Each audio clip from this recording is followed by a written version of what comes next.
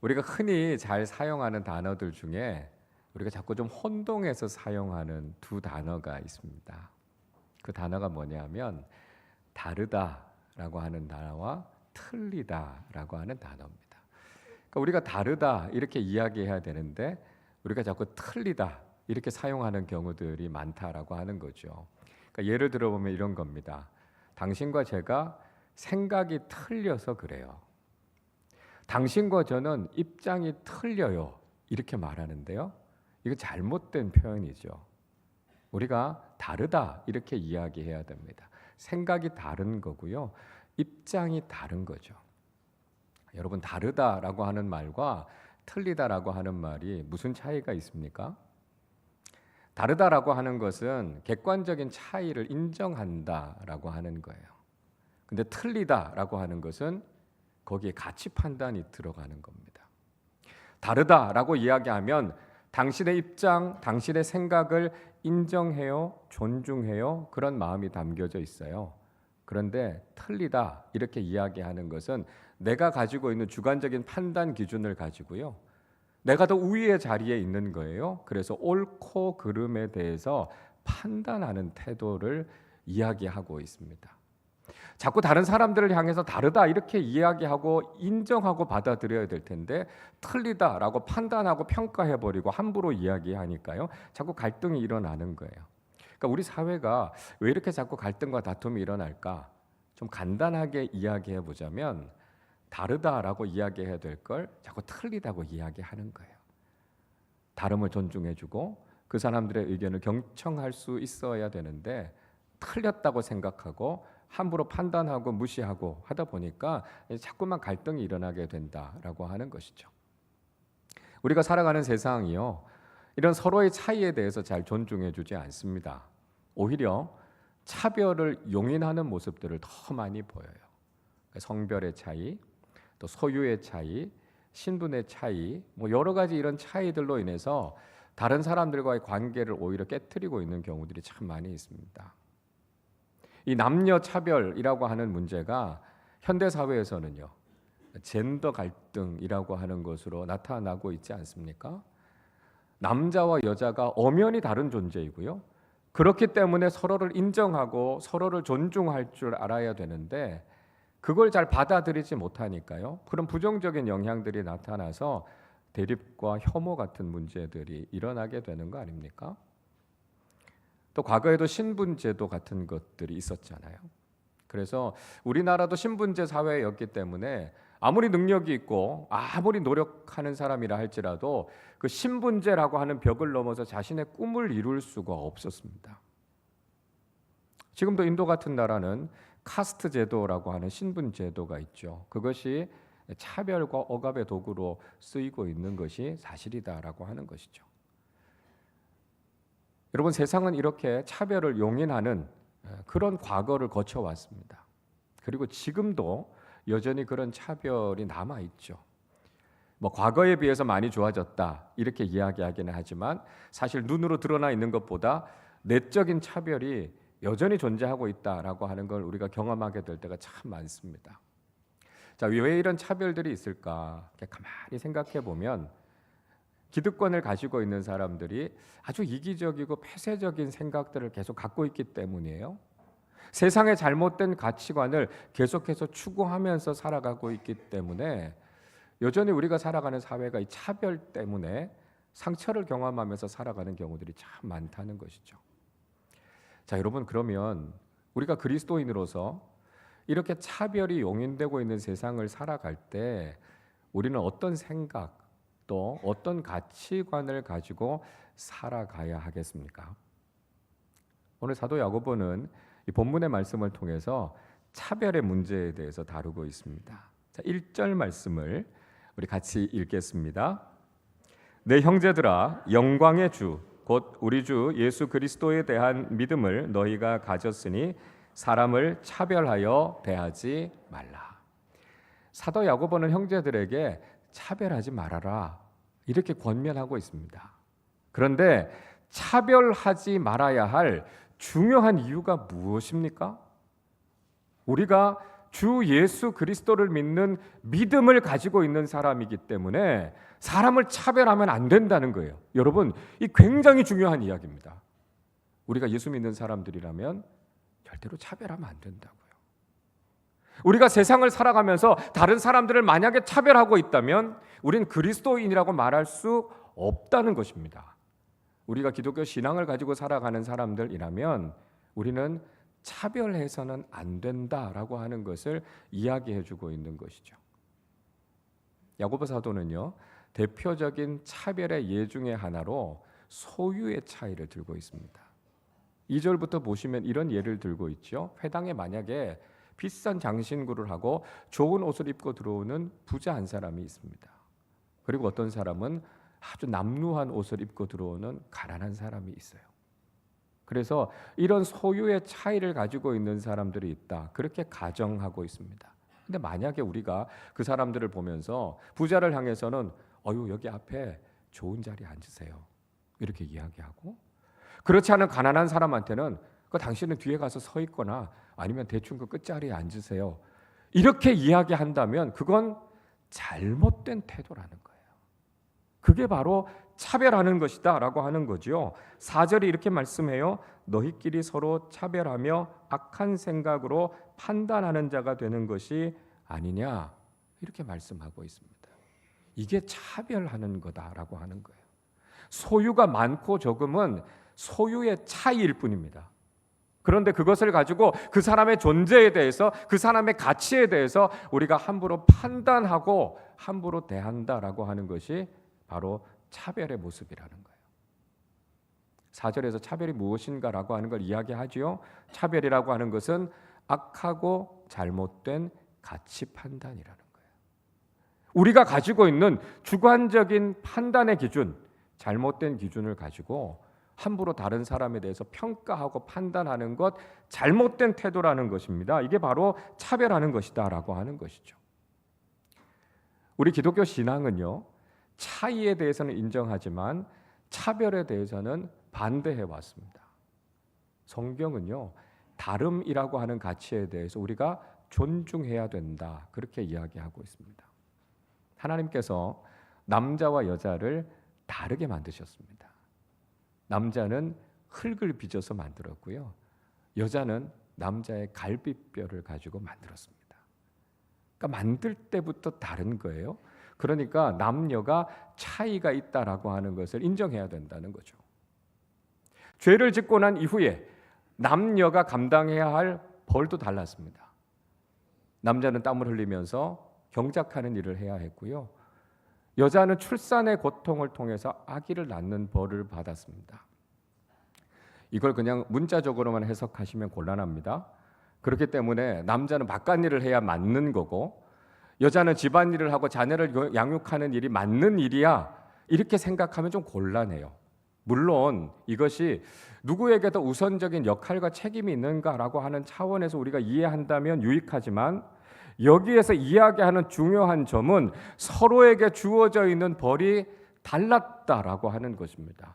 그래서 서로의 다름에 대해서 인정할 줄 알고 서로의 차이를 존중할 줄 알아야만 우리가 바른 관계를 맺으면서 살아갈 수 있다는 거예요. 가끔씩 남자와 여자가 서로를 향해서 비난하면서 그런 이야기를 해요. 여자도 군대 가봐야 안다고요? 남자도 애 낳는 고통을 경험해 봐야 여자의 심정을 안다고요? 여러분, 우리가 이렇게 서로 공격하는 건 바람직하지 않다는 거예요. 서로가 다르기 때문에 서로의 삶과 서로의 노력에 대해서 인정해 줄 줄 알고 존중해 줄 줄 알아야만 이런 대립과 갈등들이 사라지게 된다라고 하는 것을 우리에게 보여주고 있는 것이죠. 자, 우리 기독교 신앙은요, 바로 이렇게 차이에 대해서 인정하기 때문에 공평을 추구하면서 살아갑니다. 자, 우리가 신앙생활을 하면서 또 하나 혼동하지 말아야 될 두 가지의 단어가 있어요. 그게 뭐냐면 평등과 공평입니다. 우리 기독교 신앙은 공평을 추구하는 것이지 평등을 추구하는 것이 아니다라고 하는 거예요. 자, 그러면 공평과 평등은 뭐가 다를까요? 공평이라고 하는 것, 서로의 차이를 인정해 주는 것이죠. 그에 합당하게 대우하는 것이 공평입니다. 근데 평등이라고 하는 것은 이 차이를 잘 인정하지 않아요. 그리고 획일성을 추구합니다. 자, 물론 평등이라고 하는 가치가 긍정적인 영향을 주는 부분들이 많은 것이 사실입니다. 그러나 지나칠 정도로 평등을 추구해야 된다라고 주장하는 것이 때로는 우리를 굉장히 위험하게 할 수 있는 생각이라는 거예요. 여러분, 극단적으로 평등을 추구했던 결과가 무엇입니까? 그 공산주의 아닙니까? 다 똑같아야 된다고요. 우린 서로 다르면 안 된다고요. 그래서 우리가 가지고 있는 걸 다 몰수해서 똑같이 나누어 가져야 된다라고 하는 것이 공산주의식의 주장 아닙니까? 그래서 지주들이 가지고 있는 거 소유 땅 다 빼앗아서 우리 똑같이 나누어야 평등한 세상이 이루어진다고요. 그게 이상적인 세상이라고요. 물론 그런 재산을 형성해 오는 과정 속에서 차별이 있었던 것도 사실이고요. 부당한 일들이 있었던 것도 사실이에요. 그러나 정당한 차이를 인정하지 않고 모두가 다 획일적으로 가야 된다라고 이야기하는 것은 적어도 기독교에서 추구하는 정신은 아니다라고 하는 것을 알아야 된다는 거예요. 여러분, 기독교는 공평함을 추구합니다. 하나님은 공평하신 하나님이심을 우리는 믿고 있는 거예요. 그게 뭐냐면 하나님께서 각자에게 주신 것이 다르다는 거예요. 그래서 그 차이를 인정하고 존중할 줄 알아야 된다라고 하는 것이죠. 평등해야 된다고 이야기하면서 장애인과 비장애인이 똑같은 출발선상에 서서 같이 달려야 된다 이렇게 이야기하는 건 말이 안 되는 거예요. 신체적인 차이를 인정해서 장애인들이 비장애인보다 몇 걸음 더 앞에서 출발하게 하는 것이 옳은 거죠. 이게 공평입니다.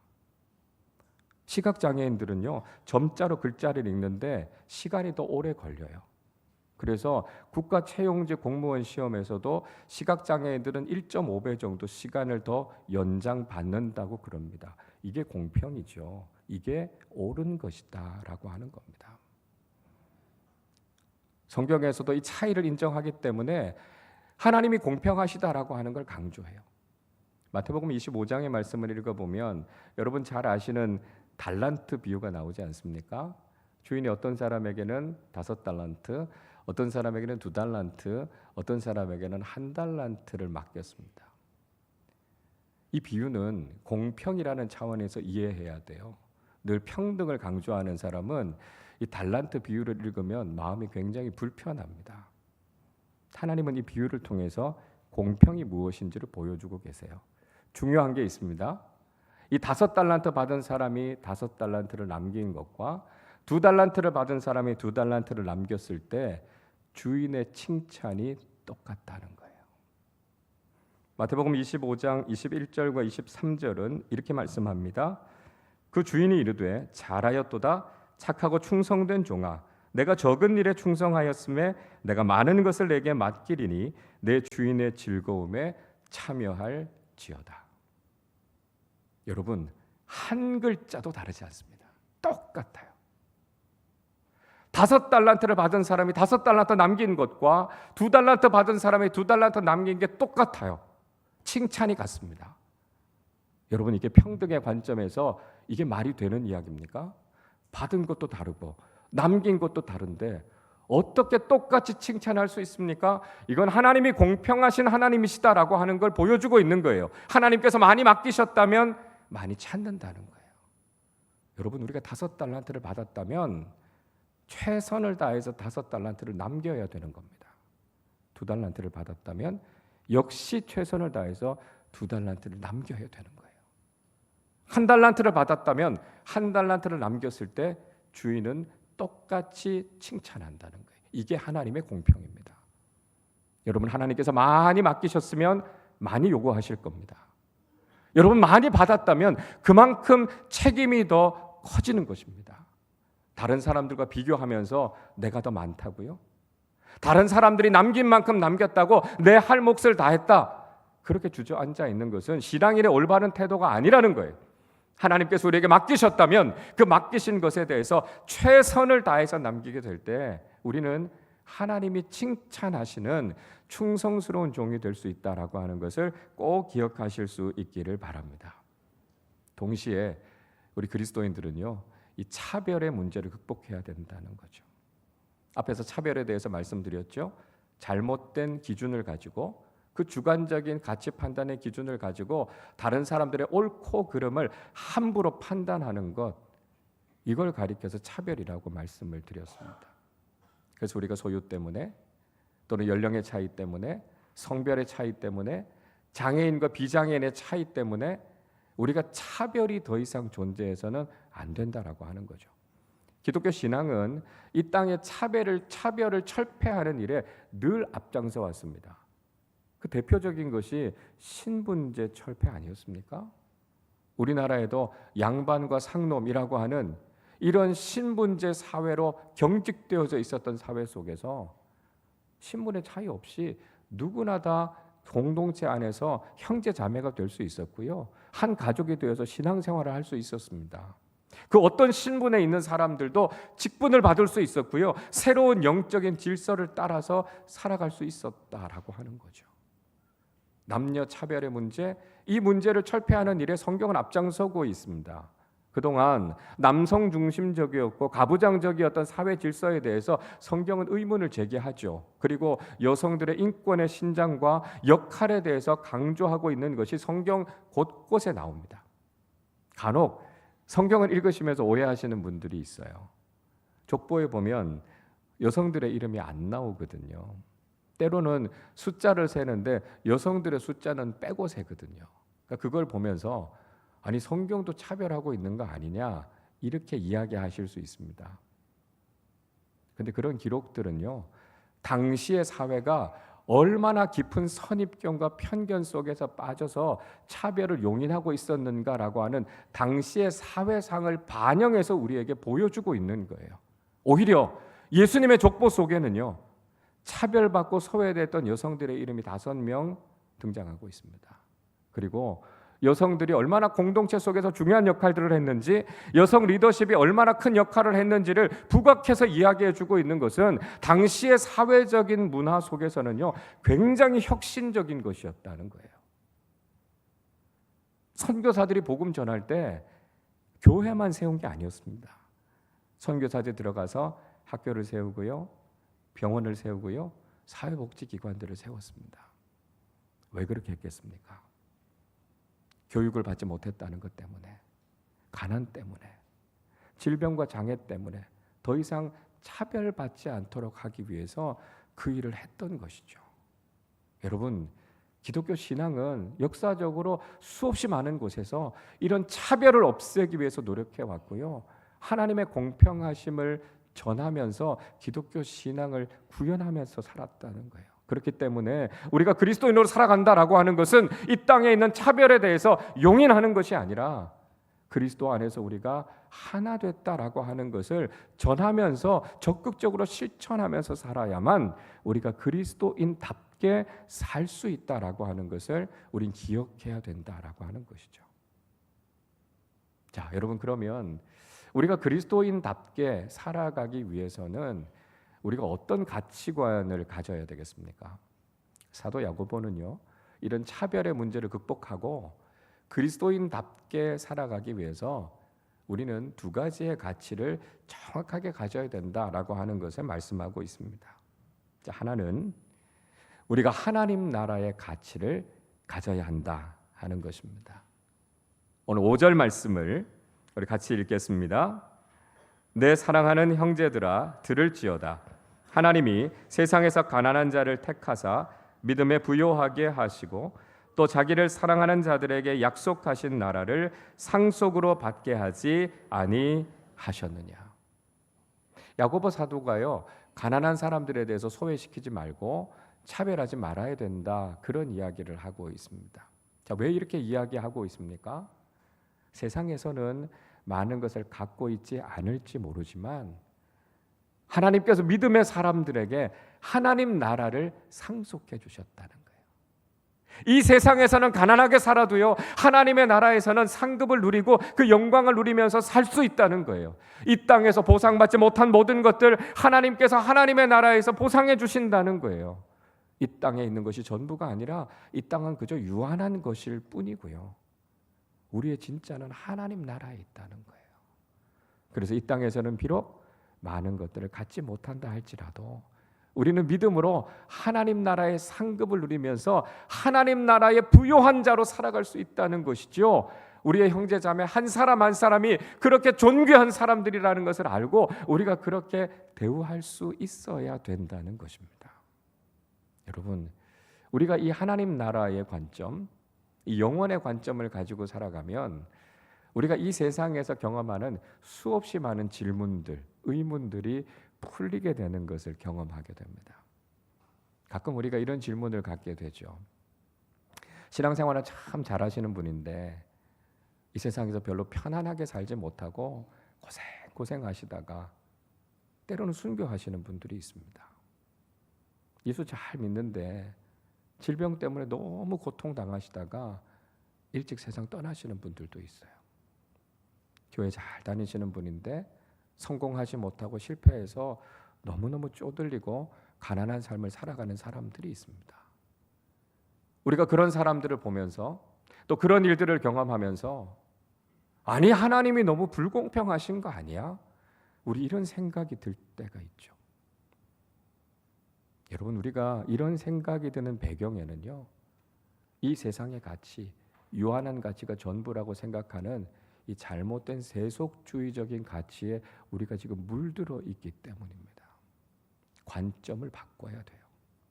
하나님 나라, 영원이라고 하는 관점에서 보면 이 질문에 대한 답이 보입니다. 비록 이 세상 속에서는 고난을 받고 때로는 순교의 길을 걸어갈 수도 있지만 이 세상 속에서 질병 때문에 고생하면서 힘든 인생을 살아갈 수 있지만 이 세상에서 많은 것을 갖지 못하고 가난하게 살아갈 수도 있지만 그러나 믿음을 가장 우선순위에 두고 살았던 사람들에게 하나님께서는 영원한 하나님 나라에 시들지도 않고 썩지도 않는 영광의 면류관을 상급으로 주신다는 거예요. 그 하나님 나라를 소망하면서 살아가면 이 세상에서의 삶에 의문이 생기지 않습니다. 비록 이 세상에서 내가 많은 것을 가지지 못해도 영원한 하나님 나라의 소망이 있기 때문에 우리는 이 땅을 바른 믿음 가지고 살아갈 수 있게 된다는 것이죠. 바로 우리가 이 하나님 나라의 가치관을 가지고 살아야만 이 땅을 바르게 살아가는 그리스도인이 될 수 있다는 것입니다. 자, 다른 하나는요, 이웃 사랑의 가치를 가져야 한다는 것입니다. 8절 말씀 우리 같이 읽겠습니다. 너희가 만일 성경에 기록된 대로 내 이웃 사랑하기를 내 몸과 같이 하라 하신 최고의 법을 지키면 잘하는 것이거니와.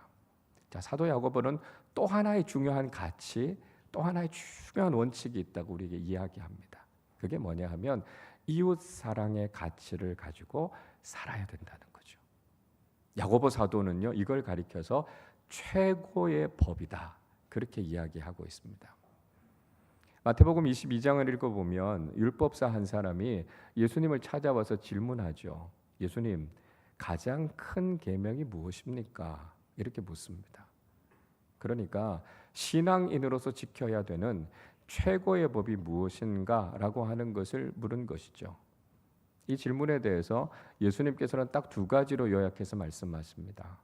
하나는 하나님 사랑이고 또 다른 하나는 이웃 사랑이다 말씀하셨습니다. 신앙인으로서 지켜야 하는 최고의 법은 이 두 가지 사랑을 실천하는 것인데 이 두 가지 사랑은 서로 다른 것이 아니라 하나로 통한다, 그렇게 말씀하고 있습니다. 그러니까 우리 안에 있는 이기적인 자기 사랑의 죄악된 본성을 뛰어넘어서 다른 사람들을 사랑하면서 내 자신처럼 그렇게 사랑하며 살아가는 것이고요, 궁극적으로는 절대 타자이신 하나님을 온전히 사랑하는 사람들로 살아갈 때 우리는 성숙하고 온전한 그리스도인으로 살아갈 수 있다라고 하는 것을 우리에게 말씀해 주신 것이죠. 여러분, 우리가 왜 사람을 차별하는가 가만히 살펴보면 사람을 사랑하지 않기 때문입니다. 여러분, 우리가 그 사람을 사랑하는데 그 사람이 가난하다고 해서요, 그 사람에게 질병이 있다고 해서요, 그 사람이 장애가 있다고 해서요, 우리가 그 사람을 차별하고 그 사람을 함부로 대할 수 있겠습니까? 그럴 수 없습니다. 우리가 사람을 사랑한다면 절대로 차별할 수 없다는 거예요. 하나님께서 그 사람을 얼마나 사랑하시는지 그 눈을 가지고 우리가 그 사람 사랑한다면 우리 그 사람 차별할 수 없어요. 예수님께서 아무리 하찮아 보이는 사람이라 할지라도 그 사람 구원하시기 위해서 십자가 위에서 당신 자신을 내어주셨다는 그 십자가의 사랑을 알고 있는 사람들이라면 우리의 이웃들에 대해서 절대로 차별할 수 없다는 거예요. 여러분, 진정한 사랑은 차별을 뛰어넘습니다. 사랑하는 마음을 가지고 사람들을 바라보면 절대로 함부로 대할 사람들이 없다는 것이죠. 하나님께서 그 사람을 얼마나 사랑하시는지 우리가 그 눈을 가지고 사람들을 바라보면 존귀하지 않은 대상이 없고요, 사랑하지 않을 대상이 없는 거예요. 그래서 하나님의 사랑의 마음을 가지고 우리가 우리 이웃들과 형제 자매들을 바라보면서 그렇게 사랑하면서 살아갈 때 우리는 차별을 극복해서 하나님께서 기뻐하시는 믿음의 삶을 살아갈 수 있다 하는 것이죠. 여러분, 우리는 그리스도인으로서 차별을 극복하는 믿음의 사람들이 되어야 합니다. 차별을 용인하고 있는 이 세상 속에서 차이를 인정하지 않고 있는 잘못된 이 세상의 가치관에 대해서 우리 문제 제기할 수 있는 사람들이 되어야 됩니다. 아니, 혹시 우리가 그리스도인으로 살아가면서도 우리가 혹시 사람들을 차별하고 있다면 우리가 진짜 바른 신앙을 가지고 살아가고 있는가, 우리 자신을 돌아봐야 된다는 것입니다. 여러분, 다름이 틀림이 아니다라고 하는 것을 우리가 깨닫고 하나님의 공평하심을 이 땅 가운데 실천하며 살아가는 사람들이 되실 수 있기를 바랍니다. 하나님 나라의 가치를 가지고 이웃 사랑의 마음을 가지고 우리가 이 땅을 살아가면서 이 땅의 잘못된 어그러진 모난 가치관을 바르게 정립해 나가는 사람들이 되실 수 있기를 바랍니다. 신앙인다운 바른 믿음, 생각, 태도를 가지고 하나님께서 기뻐하시는 믿음의 사람들이 되어서 하나님께서 원하시는 세상, 하나님께서 원하시는 모든 공동체의 모습을 귀하게 세워나가시는 믿음의 사람들이 되시기를 주님의 이름으로 축원합니다. 우리 시간에 함께 찬양할 텐데요, 이 찬양을 함께 했으면 좋겠습니다. 하나님께서 우리를 다르게 만드셨어요. 그런데 우리에게는 하나님의 형상이 있어서 얼마나 존귀한 존재들인지 모릅니다. 그래서 하나님의 마음을 가지고 우리가 서로를 존중하겠습니다, 사랑하겠습니다, 섬기겠습니다, 그 마음 가지시고요, 한번 손을 뻗어서 형제의 모습 속에 보이는 축복하며 찬양하겠습니다. 형제의 모습 속에 보이는 하나님 형상 아름다워라. 존귀한 주의 자녀 됐으니 사랑하며 자매의 모습 속에 보이는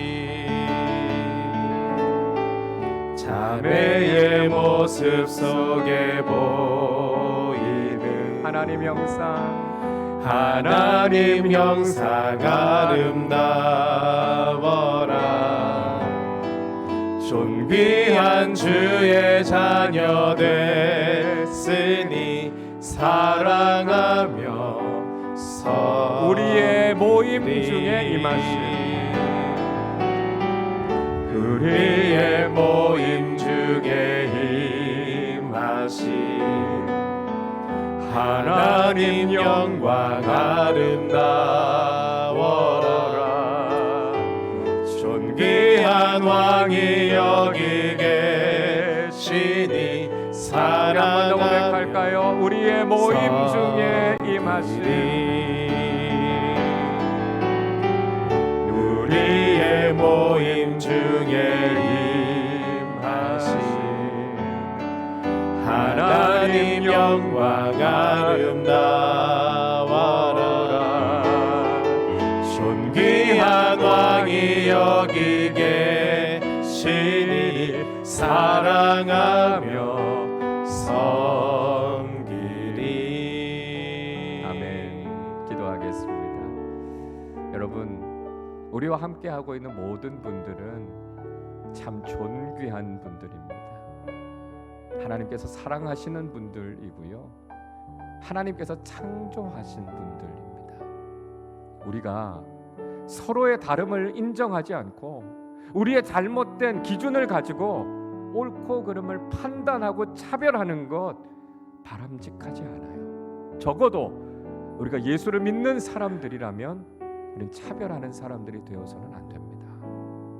차별을 뛰어넘어서 우리의 삶의 자리에서 하나님의 공평하심을 이루어가면서 살아가는 믿음의 사람들이 되어야 하겠습니다. 하나님 나라의 가치를 가지고 이웃 사랑의 분명한 가치를 가지고 그것을 이 땅 속에서도 실천하는 사람들이 되어서 이 땅에 어그러져 있는 모습들을 바르게 세워나가고 하나님께서 원하시고 기뻐하시는 믿음의 사람들로, 믿음의 공동체로 살아가게 하여 주시옵소서. 우리 말씀을 생각하며 함께 합심으로 기도하겠습니다. 하나님 아버지 감사합니다. 하나님, 우리가 다시 한번 하나님의 시선을 가지고 서로를 바라보게 하여 주시옵소서. 하나님 아버지, 우리와 함께 살아가고 있는 많은 사람들이 얼마나 존귀한 사람들인지, 얼마나 소중한 사람들인지, 하나님의 형상을 닮아 창조된 귀하고 아름다운 존재들임을 우리가 깨닫게 하여 주셔서 하나님, 서로의 차이를 인정하며 존중하며 살아가게 하여 주시옵소서. 하나님, 우리의 잘못된 생각을 가지고, 우리의 잘못된 기준을 가지고 함부로 사람들을 판단하거나 차별하는 죄를 짓지 않도록 하나님, 우리와 함께 하여 주시기를 원합니다. 하나님의 공평하심을 이 땅 가운데 이루어가며 살아가는 사람들이 되게 하여 주시옵소서. 하나님 나라의 관점을 가지고 이웃 사랑의 가치를 실천하며 살아가는 사람들이 되게 하여 주셔서 하나님이 원하시는 세상, 하나님께서 기뻐하시는 공동체를 세워가는 사람들이 되게 하여 주시고 하나님 앞에서 성숙하고 온전한 그리스도인으로 칭찬받는 믿음의 사람들이 될 수 있도록 하나님 아버지, 우리를 사용하여 주시기를 원합니다. 아버지 하나님, 우리를 통해서, 그리스도인 공동체를 통해서 이 땅에 깨어져 있는 모든 상처와 아픔이 치유되게 하시고 하나님 나라를 일구어가는 하나님 나라의 일꾼들로 쓰임받을 수 있도록 주님, 우리를 사용하여 주시고 우리를 통해서 하나님 영광 받으시고 하나님의 나라를 맛보며 살아가게 하여 주시옵소서. 사랑과 긍휼이 많으신 아버지 하나님, 오늘 이 귀한 말씀을 통해서 하나님께서 우리 그리스도인들이 어떤 태도를 가지고 어떤 가치를 추구하며 살아야 하는지를 깨닫게 해주심을 감사합니다. 하나님, 우리와 함께 살아가는 모든 사람들이 참 존귀하신 분들임을 우리가 고백하게 하시고 하나님의 형상으로 창조된 참 귀한 분들임을 우리가 깨달아 알고 살아가게 하여 주시옵소서. 우리의 차이를 서로 존중해주는 사람들이 되게 하여 주시고 우리가 가지고 있는 잘못된 기준을 가지고 함부로 판단하거나 차별하는 죄를 짓지 않게 하여 주시옵소서. 이 세상 속에서 하나님의 공평하심을 구현하며 살아가는 믿음의 사람들 되게 하여 주시고 하나님 나라의 관점, 이웃 사랑의 가치를 실천하면서 살아서 하나님께서 원하시는 세상, 하나님 나라를 이 땅 가운데 일구어가며 그 나라를 맛보며 살아가는 복된 그리스도인들 다 되게 하여 주옵소서. 감사드리며 우리 주님 예수 그리스도의 이름으로 기도하옵나이다. 아멘.